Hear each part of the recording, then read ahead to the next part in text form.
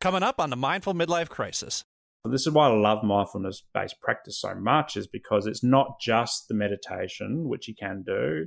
It's not just using your five senses to ground yourself. It's the deeper stuff, the reflective stuff, that once the guys are ready to do that work, that's when you see the biggest change. Some guys still like the Band-Aid fix, like I did all those years, like the go in there and hope that someone just waves a magic wand and fixes me. And for some guys, it does work for a little while, but then they ended up coming back. But once these particular guys who really dive deep, they're the ones you can see it in their eyes over the weeks. By the end of the 10th session or so, they're like, you know what, I can do this on my own for a while. I've got this. They're no longer in constant crisis mode. And that's where you want to go with therapy. But it takes a bit of work to do that.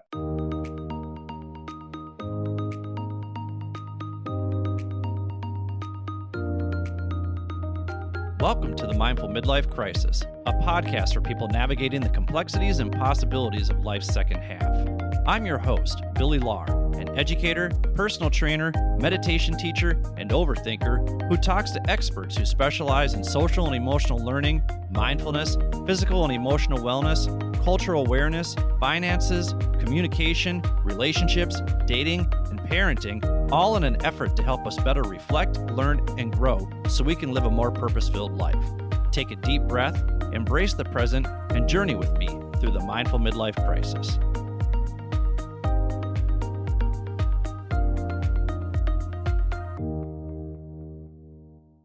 Welcome to the Mindful Midlife Crisis. I'm your host, Billy Lahr. Thank you for tuning in wherever you are. The purpose of the show is to provide a platform that gives people the space and permission to share their expertise and life experiences in order to help others navigate the complexities and possibilities of life's second half. And remember, this free and useful information is helpful to people of all ages. Wisdom isn't about one's age. Wisdom comes from our ability to reflect, learn, and grow from our own life experiences, while also learning from the experiences of others, regardless of what stage of life we are in, because you just never know what life is going to throw at you. So there just might be a story or two from past episodes that help you feel better prepared for the challenges you might face in life or that you're facing right now. Whether those challenges be your emotional, mental, and or physical health, your relationships with others, including your partner and your children, your career, whatever curveballs life is throwing your way right now, just know that you are not alone in your experience. And the conversations I'm having here are with people who have been there before or have done the research to help you navigate these situations with more awareness, openness, curiosity, and compassion so you can live a more purpose-filled life. So if you're looking for some ways to help you better navigate whatever you've got going on in your life from someone who's been through it before, check out some of our other episodes at www.mindfulmidlifecrisis.com or wherever you get your podcasts. This is part 2 of my conversation with Simon Rinne. So if you missed last week's episode, go back and listen to part 1 first so you understand why you're falling in love with Simon's accent. Simon and I had a lot of talk about when it comes to men's mental health.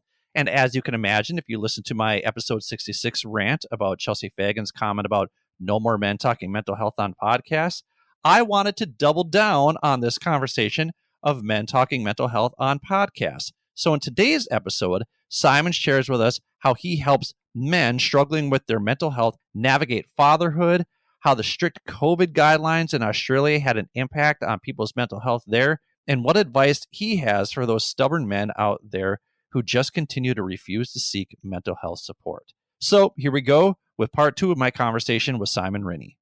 Welcome back to the Mindful Midlife Crisis. I am here with Simon Rinne. He is a licensed social worker down in Australia. He is also the host of the Mindful Men podcast. You can check out all of his information in the show notes. Simon, I really enjoy your podcast. You and I actually had Dr. Lena Haji on our podcast. She's a blast. I really enjoyed having her on the show, and I get to be a guest on your show. So I encourage everybody to check out Simon's podcast. You can get those 2 episodes if you're looking kind of for a feeler there.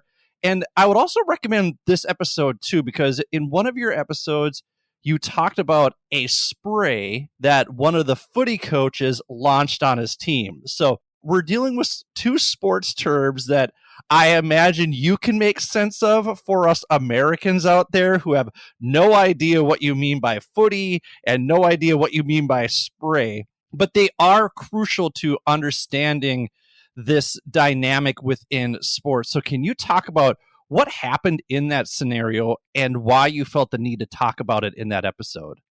In Australia, we've got multiple types of footy. so we've got football. So Australian rules football, AFL, that's what I grew up playing and following and stuff like that. If you ever watch that on TV, it's like American football, but without the pads, essentially. But you've got a big round oval. Players can come at you from any direction and hit you and so forth. But we also, depending on where you live in Australia, so I live in Queensland now, so we've got rugby league and rugby union, which are also referred to as football as well, but they're like the traditional two teams going at each other face on, a bit more like American football. We refer everything to American football because I guess that's the only type of footy you have over there. But then we've got soccer as well, but some parts of Australia call that football as well. So depending on where you are, depends on what kind of football you're talking about. But I talk about Australian rules football. So growing up in Adelaide, Adelaide is an AFL town. It's Australian rules football town. I remember, I think it was last year when I was watching the football or footy, and there was this big thing in the media about one of the teams in the national competition, the national level competition. They got absolutely smashed. They lost by 100 points or so, which is a belting, basically. And what happened is like the coach went into the change rooms after the game and gave his team a spray. And a spray in sporting terms, and particularly in Australia, is like he yelled at them. He basically went off his head. He blew his lid off and he was just ripping into them like you wouldn't believe. That's what a lot of Australians mean by when they say, oh, the coach gave you a spray, or your dad gave you a spray, or the teacher gave you a spray. It's someone who's just lost their cool and had a go at you. And so it had me reflecting of my own footy days when I was a kid. And if we were mucking around at training or we weren't playing the way that the coach had wanted us to play on the day, the coach would give you a spray. But also my dad would give me a spray as well, and my brothers, if we were mucking around and he could see that we weren't paying attention to the coach, or he could see that we were messing around at training, he'd give us a spray as well. And it reminded me of just growing up and what it felt like to be on the receiving end of a spray. And, you feel very small in the moment, and a lot of the time, kids particularly, you're just mucking around and playing around. But then what was interesting in this AFL situation was some of the players, it actually impacted their mental health. And they came out and said, like, these are professional players. They've already lost by 100 points. They already know that, they might not be in the team next week. And when you're not in the team, you generally don't get paid. Like, you get paid to play professional sports. Or it might impact their sponsorships and all that type of stuff. So, similar to professional sports across the world, if you're not playing up to standard, then it can impact you financially, but mentally, physically as well. And so I remember, it came out in the media somehow. Everything gets leaked these days in the media, and it got leaked out in the media that some of the players were pretty upset by getting the spray. And it just had me reflecting on this whole growing up in the 80s and 90s and getting sprayed, and then, it was okay to get a spray and then you had to suck it up. You couldn't retaliate to the spray and all this type of thing. And it was this whole designing men for the future. But then what happened was, interestingly, like a lot of the commentators who had grown up playing footy in the 80s and 90s, so very tough period of time to play football, is they were coming out and saying, well, is a spray really where we should be going in 2021? So this was last year, and it wasn't so particularly relevant. And I was thinking, oh, actually, I've got it down to 2022, so maybe it was this year. I don't know. I've lost track of my years as I get older. But anyway, this year or last year when it happened, I think it was this year. Yeah, is it relevant in today's football and in today's landscape as well? And because, you think about a professional football club or a sporting club, there's all these mindset coaches and mindfulness coaches and all this type of stuff. When you're spraying someone, whether or not they're an elite athlete or a kid, how much more damage are you doing than benefit? Is it more of a matter of waiting until things have calmed down and reflecting on that and going, okay, how can we do better next time, as opposed to just ripping them a new one? And so it just had me reflecting on all this type of stuff and reflecting on my own footy days, and even, I guess, a little bit in parenting as well. So often when I was growing up and me and my brothers, if we messed around at home, Dad would just automatically yell or spray just stop doing that or whatever. And I found myself doing that a few times with my kids as well. Automatically you just go into this mode. I think, whether or not it was my dad or whether or not it was the footy coaches and all that. And I'm like, nah, surely there's a better way of doing it. So I just felt like talking about that and just adding to the discourse around whether or not just blasting people because things haven't worked out for us, either personally or professionally, is that the way of the future? Should we be doing better? And I think particularly in the football codes, it can be done better. I guess it leads to this whole concept around when a football player gets injured or elite athlete gets injured, like physically, and they take time out of the sport, the media is like, when's they're coming back from their knee reconstruction, when are they coming back from their shoulder reconstruction or whatever. And it's very normal to talk about that thing and that stuff in the media. But when an athlete says they're taking time out for mental health, it's very hush-hush. I just wanted to add to the conversation around normalizing mental health discussions and going, you know what, like in 2022 or 2021, whenever that football game was, mental health impacts about the way that we interact with our coaches or teachers or parents or whoever, like it does impact us. And the more we talk about it and vocalize it, the more normal we can make it. And so like then it's less of a taboo and less of a shameful thing and less of a stigma thing. And it's just more normal, which I think is what I try to do a lot with Mindful Men, is just normalizing mental health discussions. Well, and it reminds me too of the gymnast Simone Biles when she stepped out of some events in the Olympics for her mental health. And she took a lot of heat for that. I'll be honest, like I remember thinking to myself, initially, it just kind of feels like she's given up on the team. I had that initial reaction too. And I talked about that with my best friend who has his PhD in forensic neuropsychology. And we just kind of processed it together. I'm like, am I overreacting to this? Like, because selfishly, I wanted to see Simone Biles perform because she is elite. She's at the top of her skill. And it was like, I wanted to see that. And so then selfishly, I was putting my desire over her mental health. And we just kind of processed through that and, had some of the similar conversations that you're mentioning too. And it leads me to, I believe you talked about that we then define people or we then label people as being snowflakes, right? That because they are addressing their mental health, that means that they're soft. And I know you talked about that in that episode too, and you shared something that I thought was very interesting. What was that? Well, you're taking me back a few episodes now.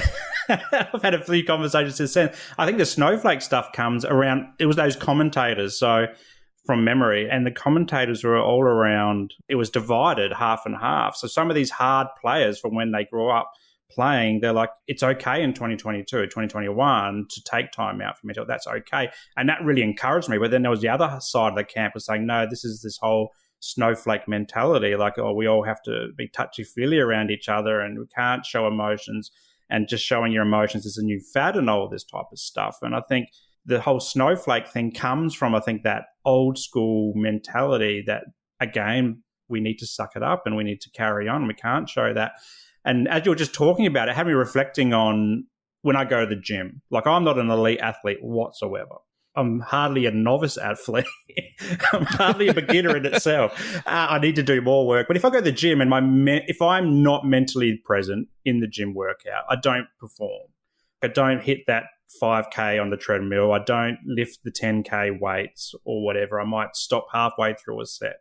Like, my mindset is just not there. And mental health does that to you. When your mental health isn't present or well in your mental health, you're not performing in any environment, let alone the sports field. Like, so work, when I burnt out or like when I was struggling with dark depression or like at the start of this year even, I just wasn't there presently in my work. And so I wasn't performing at work. And so it's the same at school. In my darkest days, in my teenage years, I was going through the hugest depression ever. And so I wasn't really performing at school. And so the more we can normalize this discussion around mental health, it's not so much about being snowflakes. It's just about looking after yourself. So no one would bat an eyelid if you tore your hamstring off or you broke your leg or you broke your arm or whatever. No one would care. But if you say, look, I can't perform because of my mental health, that's actually a viable thing, because I've been there and I've done it. And you talk about in our episode that we had a chat with, you got to a stage where you needed some time out as well. And it's because we're not robots, we're human. And so like when our mental health or our physical health is not up to standard or it's not working right, like as it's intended, the only way sometimes to deal with that is time out. And so I loved when she said, I'm going to take some time out for my mental health, because she was just normalizing that discussion.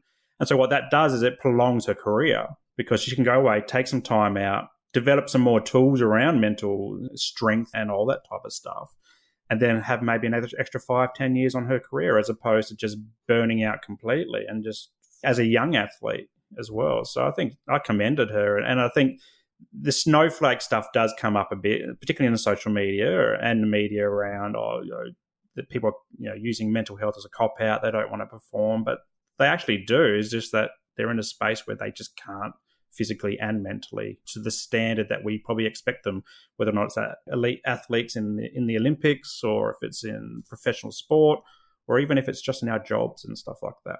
So then how do you see Australia's love for sports play out in fatherhood?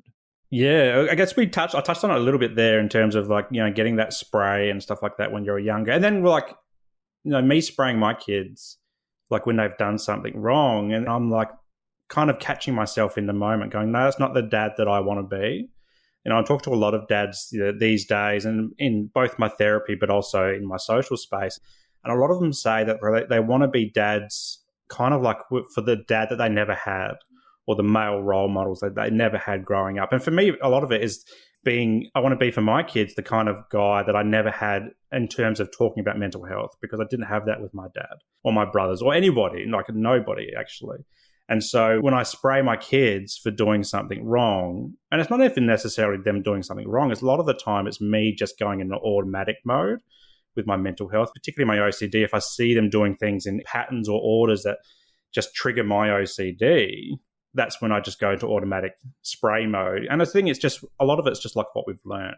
So a lot of our parenting style is a lot of the stuff that we've taken on from our parents, even though we don't like it or want to do that. But I think for a lot of dads and a lot of mums as well, it's challenging those things that we all grew up, getting the yells or the smacks or whatever. And so, taking that sport kind of mentality, that coach mentality, and working with my son particularly, because he's just starting to experience soccer. Like he likes soccer at the moment. And so if he gets things wrong, I'm like, it's okay.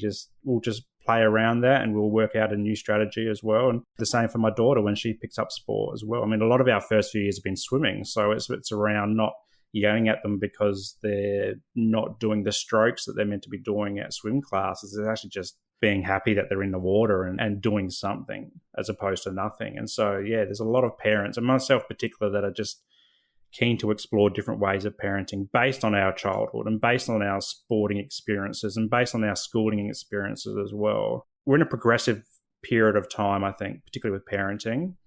And I think it comes from a lot of people's own traumas growing up of what they experienced, particularly those 80s, 90s, 70s as well, with some of the guys that I work with. Yeah. Well, even that visual of the word spray, like when I think of that, I think like you're getting sprayed with spit because someone is so furious with you that they are just letting you have it. And part of that is the spray of spit that comes at you. So that's such an interesting choice of words that you guys have in order to describe that. When you're talking to guys about fatherhood and where they're struggling, you touched on it a little bit, but where are you seeing them? What are they coming to you with? And then how do you help them navigate that? What skills are you providing them in terms of, hey, here's how you can be a better father, not based on because I'm such a great father, but based on what I'm hearing from you, here are some of the things that you're saying you're concerned with. So you could try this skill, you could try this skill. I imagine it's carte blanche in the sense that it's individualized. Yeah. A lot of it comes around in relationships, like connecting with partners, and then sometimes that diverts to the kids as well. Like there was one dad that I worked with who really just didn't have a connection with his two daughters. And he had a family that had 4 kids, but 2 were separated over 20 years. And so he had a lot of connection with the first 2, but not so much the second 2. And so that was just a lot of trying to connect him, find the joyful things that they can both share and start to build that loving relationship. But then that also came with a lot of historical trauma associated with that. And that was the driving force for the relationship breakdown with his child.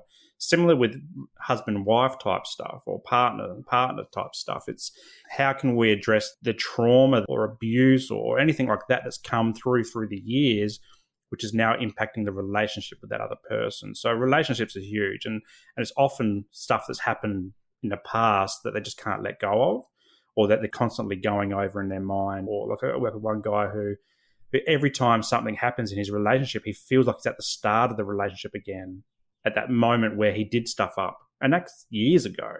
He's holding on to that, and he uses that as his benchmark of a relationship of where he's gone wrong. And he just can continually applies this essentially shame on himself because of what had happened previously. And so there's relationship stuff often, intertwined with abuse, trauma, historical stuff as well, baggage, if you like to call it like that. The other one is identity as well, is who we are as guys and dads and partners as well, because my daughter's just turned 3 yesterday, actually. And so we're coming out of those baby years into like the end of the toddler years and into young child years now with our family. And so for the first 3, 4, 5 years, when you have kids, you're on autopilot, everything's Groundhog Day.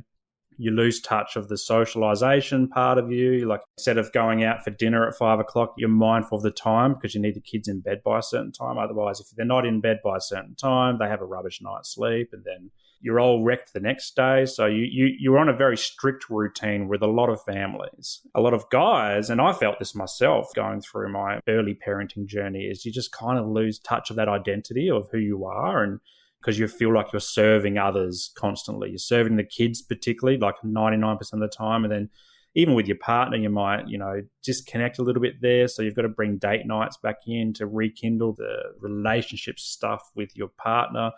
And so those are the two key ones. It's that identity, and then, the relationships with those around you as well. And so because I do a mindfulness-based practice, the strategies are all very similar, regardless of what kind of issues we're talking about. Some guys, there's a lot more talking involved, and you've got to really dive deep into all the stuff, like the encyclopedia of all the history, and to really understand who triggers who, what triggers what, how they've been resilient in the past. But other guys, they don't need to go through sessions and sessions and sessions of talking. They can get closer to those tools and tips earlier.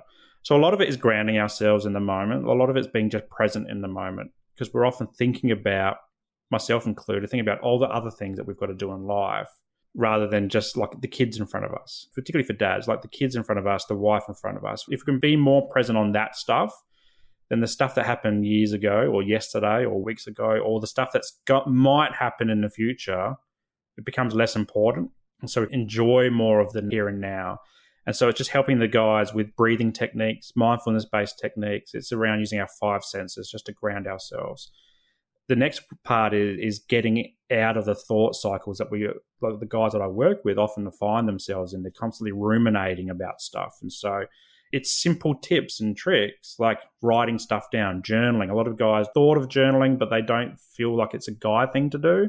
But then when I encourage them to do it, like, they find it really beneficial to get the words out of their heads, and then I can see them for what they are. They're just words. They're not, if you try to outthink stuff, it goes faster and faster and faster. So these are some basic tips. And then with the identity stuff particularly, I do a lot of values-based work.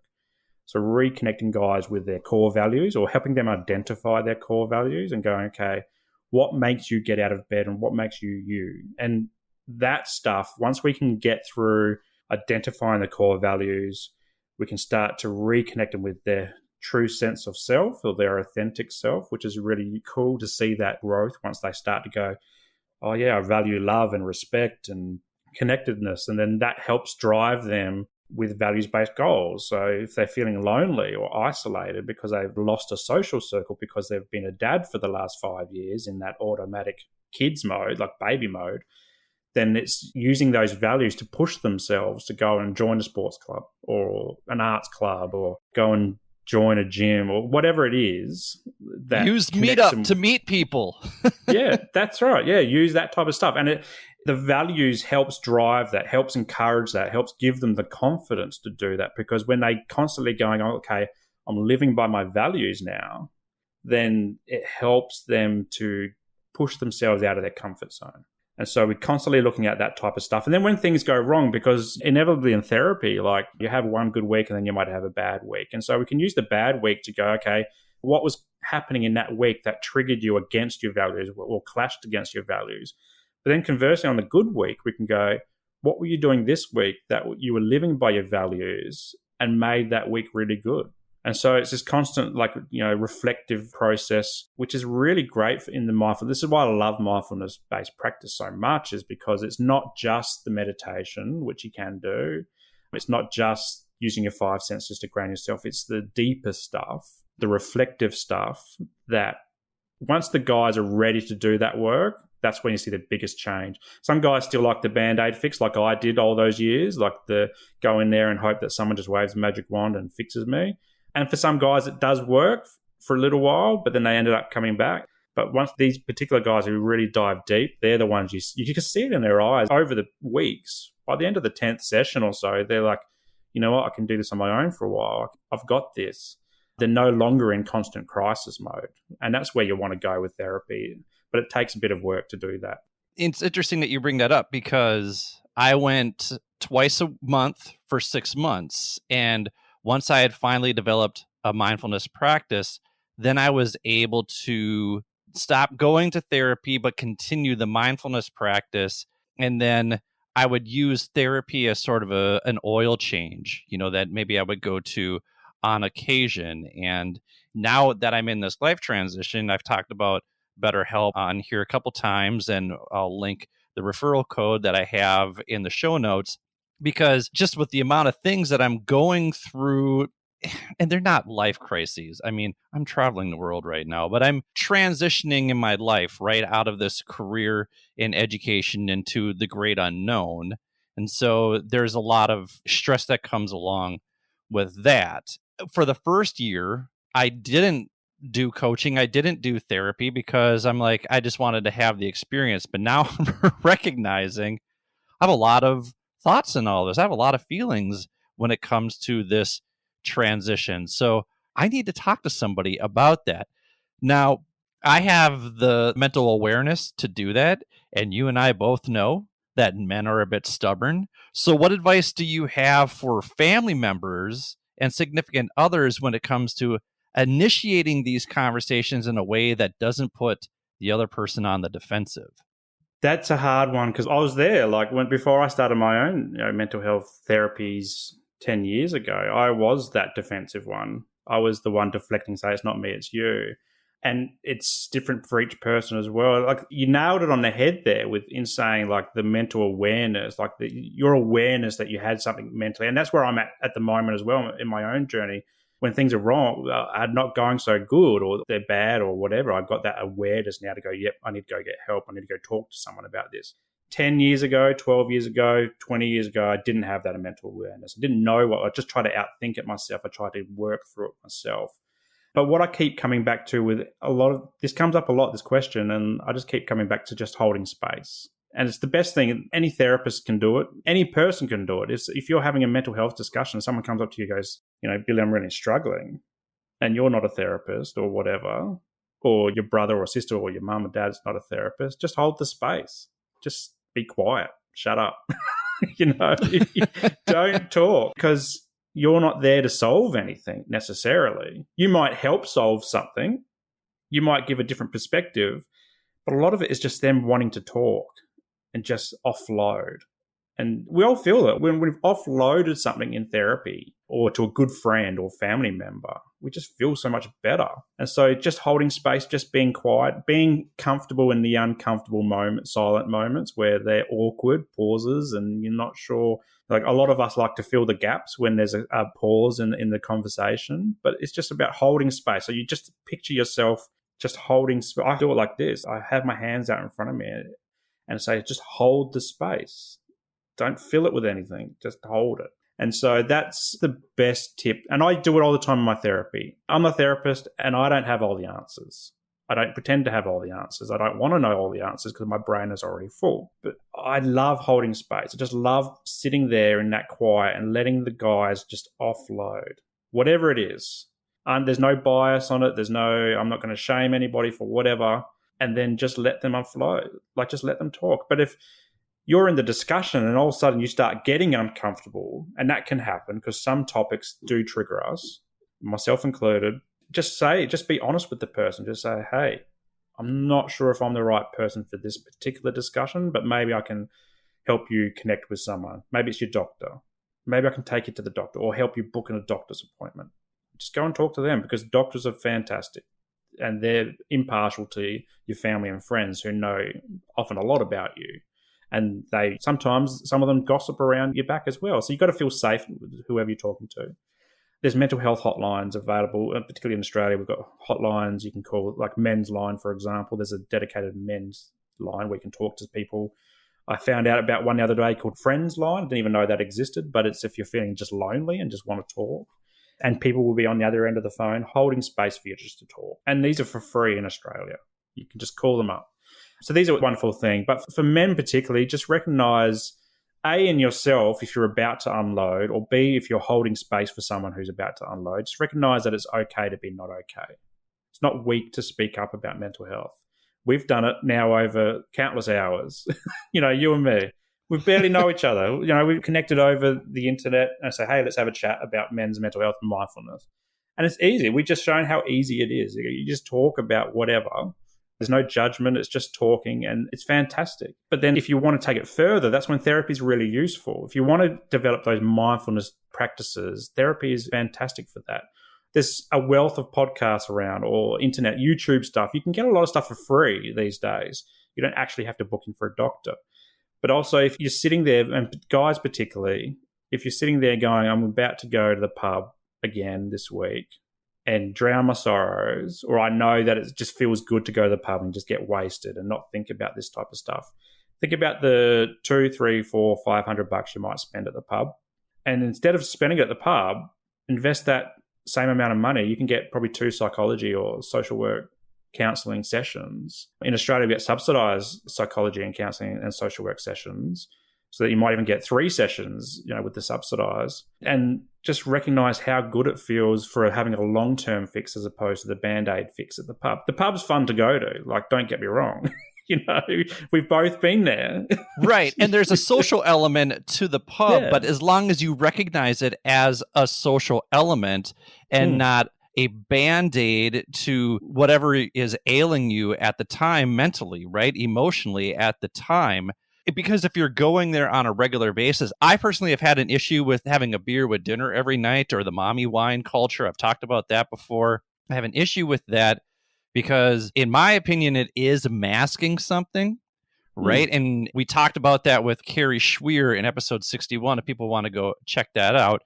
BetterHelp is $180 a month for 4 sessions. I look back at how much I spent on alcohol in my 20s, and it makes me cringe when I look back on it. It is just preposterous how much personal and mental development I could have done had I just invested in my social emotional learning, my social emotional development. And guys, if you're out there, especially you guys who are in your 20s who already know everything, you're 10 feet tall and bulletproof at this point in time, you'll recognize that you may look back on some of the things that you're doing now and be like, maybe I wish I wouldn't had done that.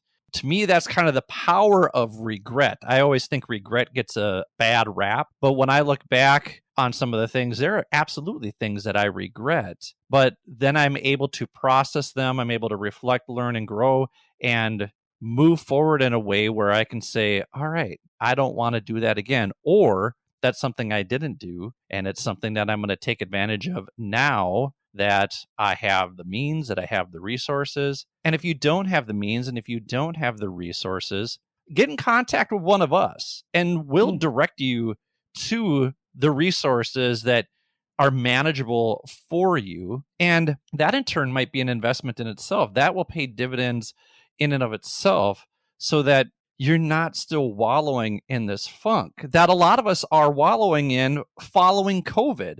And you and I are right now in the same hemisphere. We're in places where the COVID protocols were the strictest in the world, far more than they were in the United States.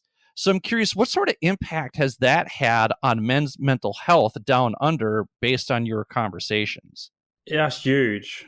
Absolutely huge. And I think one of the good things that has come out of COVID is this mental health discussion, because before that, we weren't really openly talking about it. But all of a sudden, COVID helped. We had lockdowns. I think the first lockdown that we had 5-6 months or so. And I was probably in a bit longer because we had 2 young kids. I think our daughter was like 1 or under 1. So we had a bub in that period. So we were home a lot more and a lot harder than other people. And even in the work that I was doing at the time, because I worked in the disability sector, they considered that highly vulnerable. So we went into lockdown a little bit earlier and for longer in terms of our work, whereas other workplaces were opening up a little bit quicker. So just the impact of that first lockdown, and then we had a few subsequent lockdowns. I'm thinking people in Melbourne, living in Melbourne, they had some of the world's longest lockdowns as well. So they came out a lot longer after we came out of ours. And so it just accelerated this mental health discussion of the isolation that came from lockdown and not being able to go anywhere or except for to your local grocery store, and only in singles and not in pairs or family units and all that type of stuff. People just found a lot more comfort in just saying, hey, I'm struggling. And even workplaces, they were actively asking people, how are you going at home? Are you okay? Connecting in more. Really? Yeah. So workplaces were being intentional about asking their employees, hey, how are you handling this work from home situation? Yeah, absolutely. Because I was in the public service, so the Australian public service, government work for 15 years, finishing this year. And when we went into COVID, before that, work from home was a taboo thing. No one was really working from home unless you're like the senior leaders. For some reason, they got to do it, but they would then tell everyone else, like the worker ants like me, no, you can't do that. You have to go to an office and all that type of stuff, which was just BS, really. And what we found is once lockdown happened, our productivity went through the roof. Our agency said, wow, this is an amazing thing. Everyone's productivity was good. And it was good. Like, I love working from home because I guess I'm a bit socially awkward, and I guess the social anxiety in me comes out a lot. And so I like having my own space. And for people like me, I could work better hours. I could work at 7 a.m. in the morning to 3 p.m. instead of doing the traditional 9 to 5 in an office, which we would tend to do. And it was just amazing. But then a discourse around mental health also changed. There was a lot more managers going in Zoom meetings or whatever, or Teams meetings going, is everyone okay? What can we do? And then they started having pets coming into meetings and kids coming into meetings. And it became more of a family-friendly environment. And I think that contributed to the improved productivity. But what was interesting is when lockdown finished and all of a sudden people weren't flocking to the cities, they were saying, oh, we really appreciated work from home. And the government was saying, but we really want people to go back to the cities because all the businesses in the cities didn't have the clientele. Like the cafes weren't getting the coffee people in the mornings and lunch, and so it was really impacting on that. That's when we first started noticing, I guess, the economy and impacts of lockdowns. I mean, we couldn't get things like toilet paper for months. I'm not sure if you saw the media over there, but Australians went crazy for toilet paper. So there was people hoarding toilet paper. And then there's a little bit of a black market toilet paper thing going on, even though we make it here in Australia, but it's weird. Yeah, but aside from that type of stuff and not being able to get things like new cars and technologies, like parts from Asia particularly, the economy really started coming to the fore when lockdown had finished, and the government wanted people to flock back to the cities and to spend more and be more in pubs and restaurants, in the supermarkets, in the shops and all that type of stuff. But a lot of people weren't doing it. They're like, no, we've just worked from home for 3 years or 2 years or whatever it is, and you're saying productivity is through the roof. Why would we want to go back to the office? And so some workplaces kind of did it really well, and they're like, you know what? You can work from anywhere, and it's cool. Others were like, no, you've got to start gradually coming back into the office, but now we're going to do a hybrid. You can work from home 2 days a week or 3 days a week, and then the others, we really want you to come back for that social connection. And I think that did help in some cases. Reconnecting with colleagues in person was certainly useful. But these are the things coming up in therapy as well for guys, like the isolation. There's lots of people that lost jobs. If you think about the hospitality sector, they had to go from dining in to strictly takeaway only. Think about things like zoos and going to the movies and supermarkets, all that type of stuff. They had to really change the way that they did things. And now it's actually interesting. You see a whole lot of supermarket trucks driving around now and doing home delivery. whereas that wasn't really a thing before COVID. You might see it once every now and then, but now you see trucks everywhere delivering people's groceries to the homes because they don't want to go to the supermarket now and get potentially exposed. I mean, we've got another peak happening at the moment, but now we just don't hear about it anymore because everyone's over it. Now everyone's really worried about the economy, as that's the biggest, pressing point in Australia. And so these things coming up, homelessness, is a huge thing. We saw house prices went through the roof during the COVID period, and rentals increased as well. And so we were finding, particularly the media, we're very lucky where we are, but people that have never been homeless or never been at risk of homelessness, all of a sudden landlords were selling the houses they were renting out because they were cashing in, or the rents were going up. So you're finding people that have never been homeless now homeless, sleeping in cars. Burnout was huge as well, trying to juggle parenting from home. For those who had to school kids, schooling kids from home as well, also working from home. So I've got this little room here, then I'd walk out of my door and all of a sudden go from work mode to dad mode to husband mode and all that type of stuff. So that was another huge one. But also inability to socialise. We talked about that a few times, is going to the gym, going to the pub to see your mates, going fishing, all those types of things were common themes coming up for guys, particularly in therapy, but everyone, really. And if people are listening and they're like, well, we had to go through that too in the States, we had to go through that in Europe, but imagine if you had to do it for twice as long as you did. I think that's kind of the important idea here, is that in Australia, in Asia, it was going on for a long time. And the restrictions were far greater than they were in the States. Like, I went back to the States after my time in Korea. I was like, this is freedom, like America. It was just wild to me, just the differences in those areas. And I had heard about Australia really being locked down. I'm going to get you out on this. Coming out of COVID, you have this vision for mindful men, and you have been very vulnerable, and you've been very clear about your experiences with mental health. What's your vision with this mindful men movement? World domination.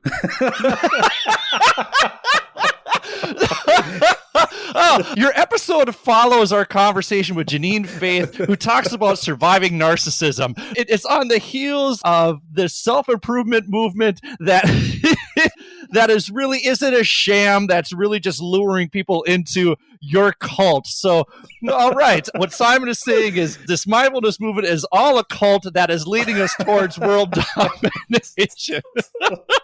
Something like that, yeah. I do have this vision, like in the future, mindful men is a lot of it at its core is creating community, and community around positive mental health and well-being and mindfulness well-being. So I actually do have a vision for community spaces for people to come and connect. And, I've got this vision of, I'm not sure, like CrossFit. Have you ever been to a CrossFit gym? And it's like this industrial style warehouse, and most of them are. Just picture that in your head, and it's a place where guys can come and girls, I'm not going to exclude anybody. People can come and they can do a workout, or they can shoot hoops. They can come and read and have a cup of coffee or whatever, have a barbie on the weekend, have a barbecue. Also get therapy, also do yoga, Pilates, do mindfulness-based work. And I want these pockets of these little gyms around the world so that people can tune into mindfulness-based practice more easily and readily, but not isolated from the rest of the world. They can do it with other people who are like-minded. And so when I say world domination, it's around that. It's around these pockets of mindful men communities just down the road from your house and stuff like that. I think that would be really cool. But in the meantime, that's a long-term vision. But in the meantime, it's around just normalizing these discussions through the podcast and me being on other people's podcasts. I've got ideas to write books and stuff like that. But at the core of it is also just the therapy stuff for guys. So having a space where guys can come and talk about whatever. And we can do a bit of mindfulness stuff on the side, but most of it is just them talking. And for me, it's not enabling or having a space for guys where they don't have to bottle it up for 20 years like I did, from 8 to 28, not talking about mental health. I want a guy to come in after, 1 year or 1 week. And you said a great point with around the COVID stuff is like in the US, like we didn't have to do it for so long. And I think that's a really great thing that I talk about for mental health, is that your mental health and my mental health can be completely impacted in different ways. So you might have survived a horrific car accident or whatever, and I might have just lost a dog or a cat or a goldfish or something like that. For the outsider looking in at those two people, they'll go, well, this guy here who survived this horrific car accident, he's got a lot to be grateful for. He's got a lot of issues he's going to have to work through. So his issues are more important than the person who's lost his goldfish. That goldfish could have meant the world to this person. That could have been the world to this person. And so that kind of stuff, we have this comparison culture in the world. And I think social media does that, Instagram and all that, and Facebook, TikTok. But it doesn't mean your mental health issue is less important than the person's next to you. Same with COVID. US COVID was very different to Australia COVID, but it doesn't mean that the people in the US weren't impacted as profoundly by whatever happened in their situation and across the world. And so I think that's really important for people to recognize, is that, particularly in the mental health space, I love telling that no matter how small you think your issue is, just go and get help for it. Like, you don't have to bottle it up. You don't have to compare yourself to somebody else who has it worse off than you, because, yeah, they're going to have it differently to you, but your story is worth telling to somebody. I love that vision of a community center, because kids have community centers. We have YMCAs all around. You have impassioned me now in helping you make this community center of mindful men a reality for you. So, Simon, thank you so much for sharing. This was a really long and much needed conversation.